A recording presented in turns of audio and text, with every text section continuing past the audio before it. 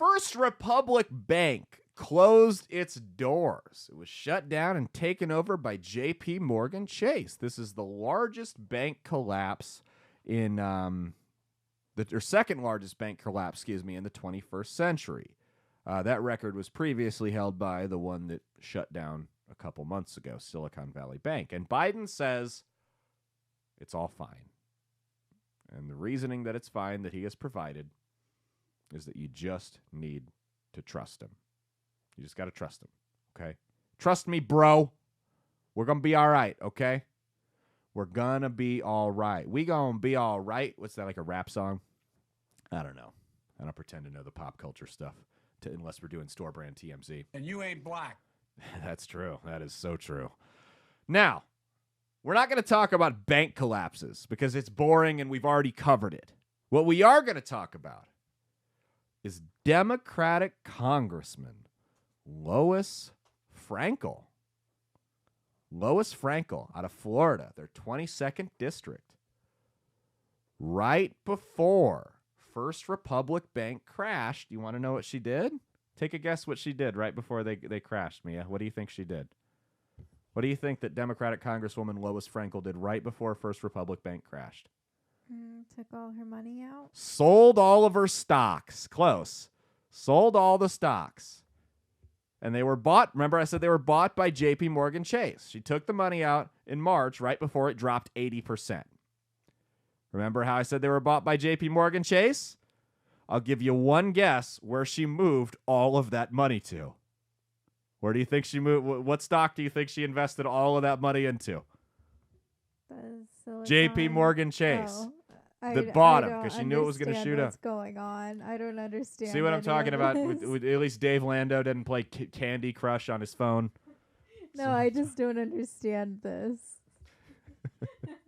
It's insider trading. It's highly illegal. If you or I did this, we would be in prison. Like we would objectively be in jail. You know what I'm going to do? Because this happens all the time. This happened during COVID. If you look at Nancy Pelosi, if you go to her stock returns, they're like 10 times higher than Warren Buffett. Nancy Pelosi is 10 times the stock trader Warren Buffett is. Has 10 times the returns. It's impossible. She never misses. Seriously, rules for thee, but not for me. Congress can trade stocks and they can insider trade and break, go to Epstein Island and bang little kids or whatever, do whatever they want with no consequences, right? You know what I'm going to do? I'm going to get my Series 6 so I can be like an investments manager, so I can manage people's finances and do like investment advisory. And all of Congress's trading records have to be, made public. So I'm just going to copy what they do. We'll make so much money. All of my clients are just going to be like, hey, what's Pelosi doing this week? Sure, put it all in that. We'll make so much money. There is actually a Twitter account that does that, where they just follow. It's called like Pelosi Trades or what. Twitter, of course, shut it down before Elon took over. Of course they did, right? Because God forbid the plebs make a little bit of cash on the side too. It's all Nancy's game, baby. They tracked Nancy Pelosi's stock trades. They had like a Patreon where you could pay $5 a month to see what she was doing in the stock market, and then you could follow her trades. And they all made money. All of them made absurd amounts of money, just copying what Nancy Pelosi did in the stock market. What's Nancy Pelosi's background? What did she do before she got into Congress? The answer is nothing, because she's a government leech who's never held a real job before. I want to see. Was she like an investment banker? What did she do?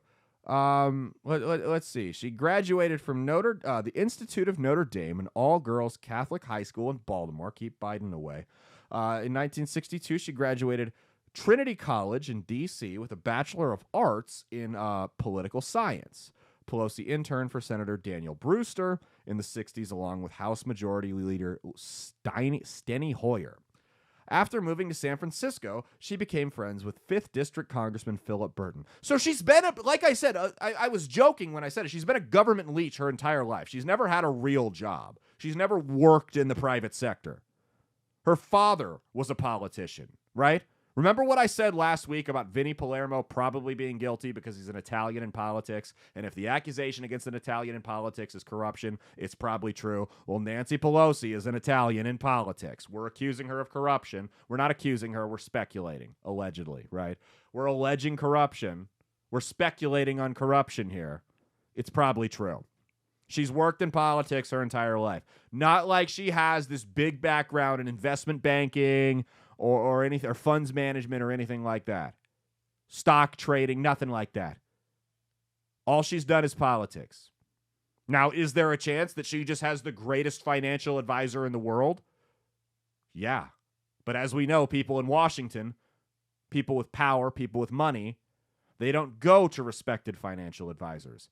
They go to college dropouts that have no experience, but an island full of little girls. Hey, thanks for watching. If you liked what you saw, be sure to click the link in the description to get the full episode on Rumble. If you prefer to listen along, you can actually get us on Spotify, Spreaker, and iHeartRadio. You can also go to www.outlawstreamers.com to learn more about not just my show, but tons of other great shows and all the exciting projects they have coming up. Follow my socials at Caleb Isn't Funny on Twitter and Instagram, at Caleb Salvatore Comedy on the Chinese Spy app that is TikTok, and be sure to like and subscribe to this YouTube channel. Thanks, and we'll see you every Saturday for brand new episodes of That's Based. Peace.